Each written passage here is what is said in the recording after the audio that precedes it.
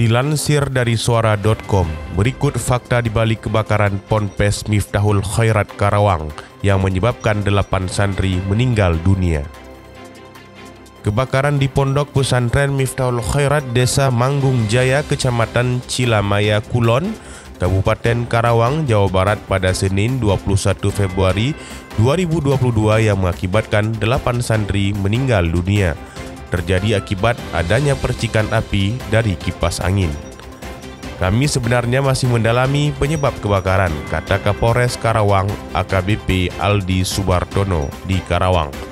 Meski begitu, ia menyampaikan sesuai dengan keterangan dari para santri yang selamat, sebelum terjadi kebakaran sempat ada percikan api dari kipas angin yang berada di salah satu kamar lantai 2 pesantren. Percikan api yang bersumber dari colokan kipas angin tersebut kemudian jatuh ke kasur hingga terjadi kebakaran. Ketika itu api sangat cepat menyambar ke kamar lainnya hingga membakar sebagian bangunan pondok pesantren tersebut. Itu semua merupakan informasi awal, jadi kebakaran bermula di sebuah kamar lantai pesantren yang bangunannya masih bermaterial kayu, ucap Kapolres. Akibat kebakaran tersebut 8 santri meninggal dunia dan 3 santri lainnya mengalami luka parah. Para korban meninggal dunia dan luka parah itu kemudian dibawa ke Rumah Sakit Umum Daerah Karawang. Pada saat terjadi kebakaran, para santri dan warga setempat langsung berusaha memadamkan api dengan alat seadanya sambil menunggu petugas pemadam kebakaran Karawang. Petugas pemadam kebakaran dari BPBD Karawang berhasil memadamkan api selama lebih dari 2 jam.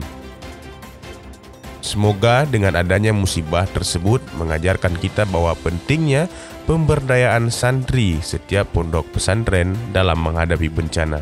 Semoga ke depan pihak pesantren dimanapun berada harus lebih safety, controlling yang ketat terhadap alat elektronik, pemeliharaan barang, dan perawatan.